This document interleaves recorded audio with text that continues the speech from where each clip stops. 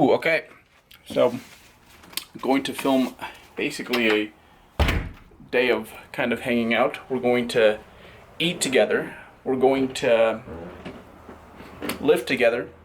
And just take care of a few other random things that, yeah, I would say are pretty typical for most Monday mornings. That is it.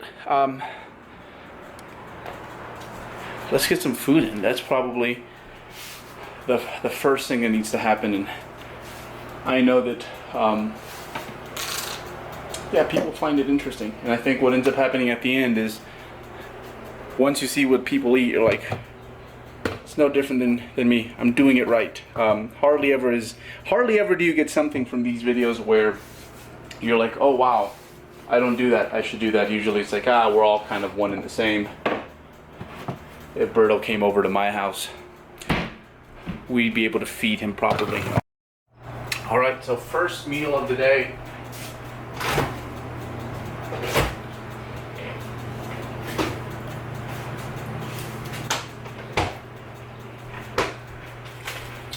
I like to start the day off with veggies, simply because if I don't get them in early, it's just not going to happen. So, veggies early. This way, as the day continues and my appetite gets worse, push it back a little bit. As the day continues and my appetite gets worse, it's not an issue. So get them in early when I'm hungry, and it ensures that I get my vegetables. All you carb backloaders probably enjoy hearing that, but main purpose, it's just practical. Sit. What a phony. You never do that any other time. Hello, Mexican York. Oh, well, that's going on YouTube. People will know you are a racist. I'm not racist. You're a racist. Oh, my Mexican York. How you doing? Snickerdoodle, Muddy Buddies, another one of these, and then it's going to be gym time. Yeah, basically all the weeks, all the morning emails are taken care of, which is just stuff that comes in during the weekend, and it's usually not even client emails. It's usually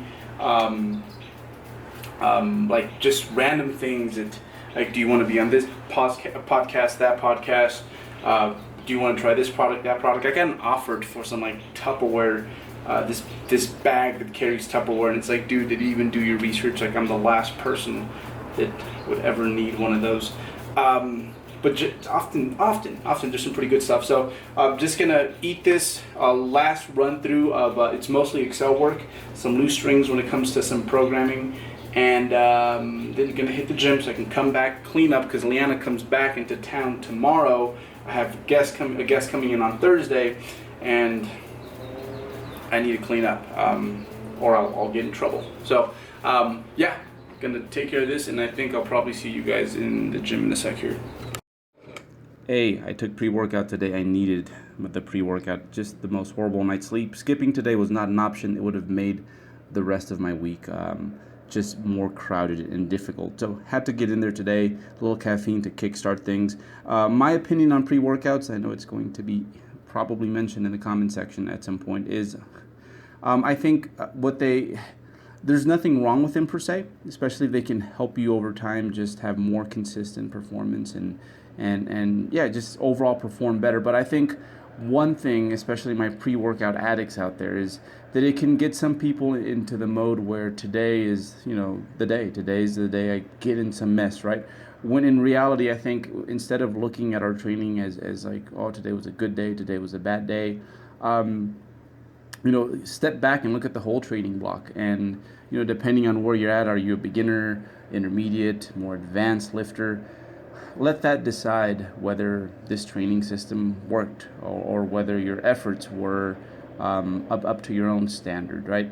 So I think sometimes people who take pre-workouts, they put a little bit too much emphasis on today. You're not going to do a whole lot today, to be honest. It's what really matters here is what you do over the long term, what you do chronically. So yeah, that's kind of my thing with the pre-workouts. Is that for some people they get them thinking in the wrong manner. I don't really ever think good day, bad day in the gym, but more so, okay, that was a good training block. That was a training block. That training block was awful. That is my perspective now. So, yeah. So I guess onto the actual training session today was 4x10 on everything, and the way we're running this cycle with this whole full body. So typically, what I like to do for my big lifts is I love to use percentages, but I think because some of these movements are new, this whole month we're going to more or less figure out about how strong we are, and then perhaps use some percentages, maybe even the next month as well. So today is kind of my heavy tension day. The way it's going to work is 1 week 12s, 1 week 10s, 1 week 8s, and then deload and then repeat. And I think I'm going to do that a few times with all these lifts. So not a month, but before I start using percentages on my bigger compounds, such as a bench press.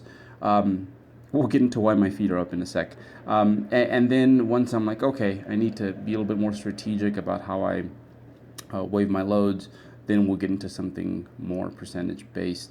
Feet was on the my feet were on the bench because the day before I went on some hike, and it tweaked something in my back. Nothing horrible, but enough that I think it kept cramping up on me, and I still had hopes at that point of doing Romanian deadlifts during this training session. Ended up not happening. Same cramp. So in that same area, and I know exactly when it happened yesterday. So yeah, I guess getting weekend wasted with the hikes.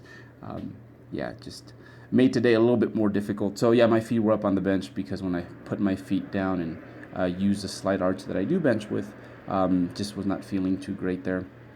So yeah, 4x10 on everything.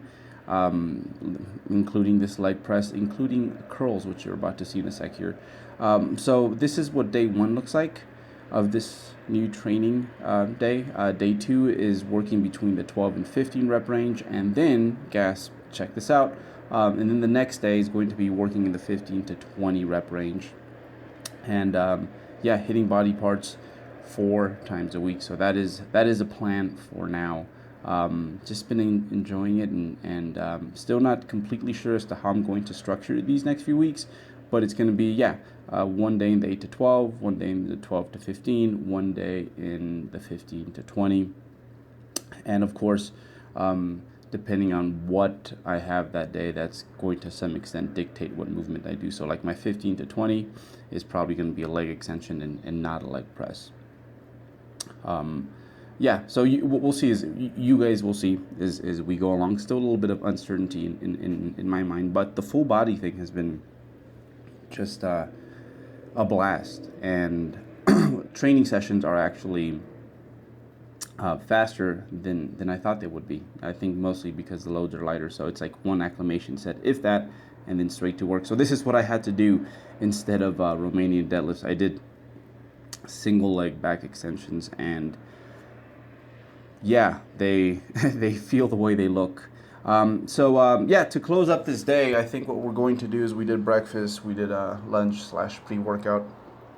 We'll have dinner together, and I'll make a pizza I'll make a pizza for you guys, or actually more so for myself. I'm going to be the one that's eating it. But I'm gonna make a pizza. One of my favorite variations to pizza, and that is pretty much what a Monday looks like. So breakfast, work, gym, pizza.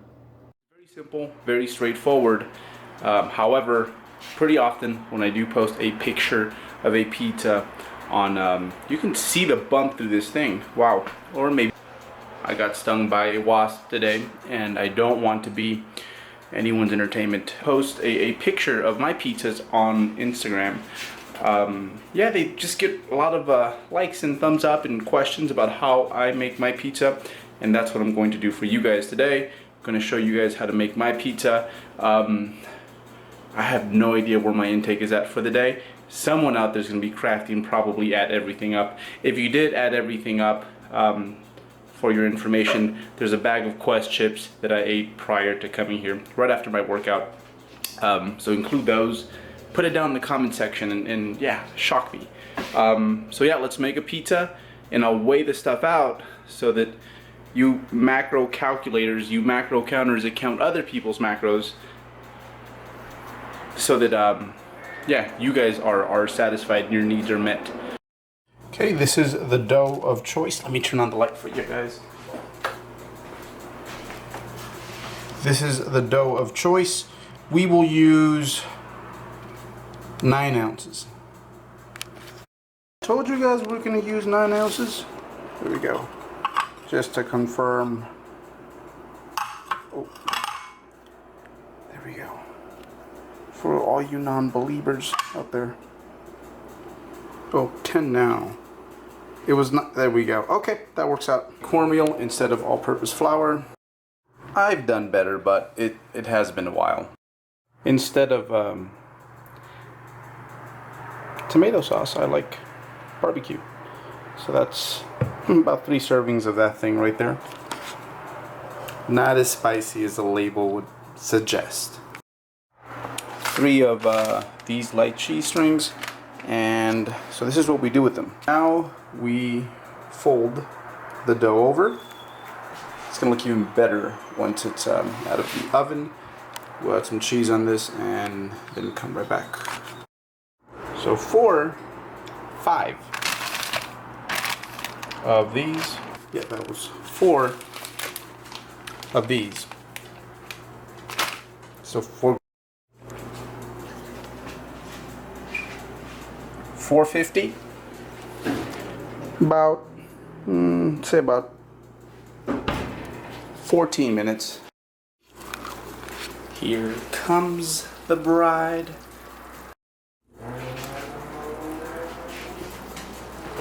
That is it. Guys, that is it. That is it. We're getting this in.